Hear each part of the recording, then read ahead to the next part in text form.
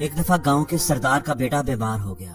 گاؤں کے حکیموں نے اس کا علاج کرنے کی بڑی کوشش کی، لیکن کوئی فائدہ نہ ہوا۔ اب وہ سردار کا بیٹا تھا، اس لیے آس پاس کے گاؤں کی طرف بندے بھیجے گئے اور وہاں کے حکیموں کو بلایا گیا۔ انہوں نے بھی اپنے اپنے علم کے مطابق اس بچے کا علاج کیا، لیکن کوئی دوا کام نہ آئی۔ بچے کی بیماری ٹھیک ہونے کی بجائے روز بروز بڑھتی جا رہی تھی۔ پورا گاؤں بچے کی فکر میں مبتلا تھا۔ ایک دفعہ ایک درویش کا اس گاؤں سے گزر ہوا۔ اس نے بچے کی بیماری کا سنا تو حال احوال پتہ کرنے جا پہنچا۔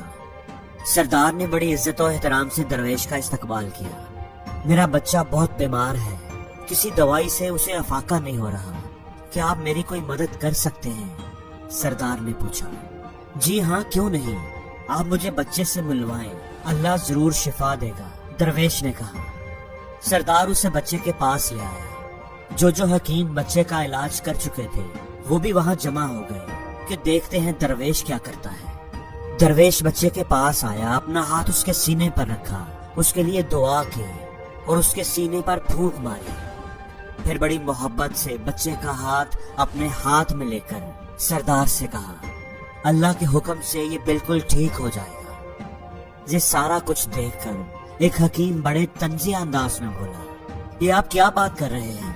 ہم مہینوں سے اس بچے کا علاج کر رہے ہیں اور آپ نے کیا ہی کیا ہے؟ آپ نے صرف چند الفاظ اس سے بولے ہیں، چند الفاظ پڑھ کر اس پر پھونکا ہے اور آپ کہہ رہے ہیں کہ یہ ٹھیک ہو جائے گا۔ اگر آپ کے پاس کوئی دوا ہے تو وہ اسے دیں، یا آپ کے خیال میں لفظوں کے اندر ہی اتنی طاقت ہے کہ وہ اس کی بیماری کو ٹھیک کر سکتے ہیں؟ درویش نے مسکرا کر اس حکیم کی طرف دیکھا۔ شکل سے تو آپ کافی سمجھدار لگتے ہیں، لیکن آپ کو تو کسی چیز کا کچھ پتہ ہی نہیں، آپ تو انتہائی بے وقوف اور جاہل انسان ہیں، درویش نے کہا۔ یہ سننا تھا کہ وہ حکیم آنکھ بگولا ہو گیا، غصے سے لال پیلا ہو گیا۔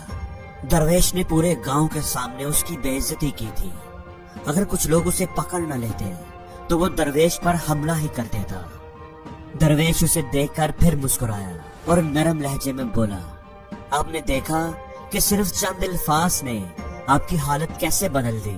آپ کا موڈ ایک دم بدل گیا، آپ کا انرجی لیول چینج ہو گیا ہے۔ 2 آدمیوں نے ابھی آپ کو پکڑا ہوا ہے، آپ غصے سے تلملا رہے ہیں۔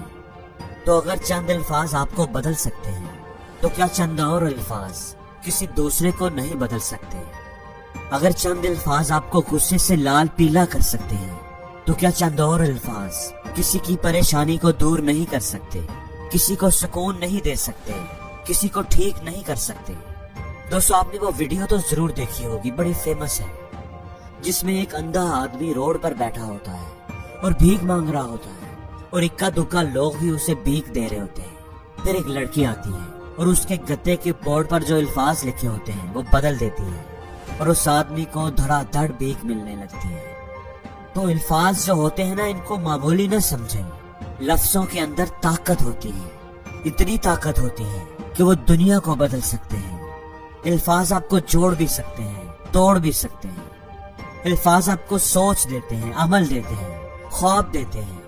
الفاظ آپ کی آنکھوں میں آنسو بھی لا سکتے ہیں اور آپ کے ہونٹوں پر ہنسی بھی۔ الفاظ کسی کو جینے کی امید بھی دے سکتے ہیں اور کسی کی جان لے بھی سکتے ہیں۔ تم نہیں کر سکتے، تم سے نہیں ہوگا، تم تو اس دھرتی پر بوجھ ہو، تم سے کوئی اچھی امید نہیں ہے، تم بیکار، ناکارہ، ناکام انسان ہو۔ اگر یہ الفاظ آپ کسی سے بولیں گے تو آپ کو کیا لگتا ہے اس پر کوئی اثر نہیں ہوگا؟ کیا لفظوں کا واقعی کوئی اثر نہیں ہوتا؟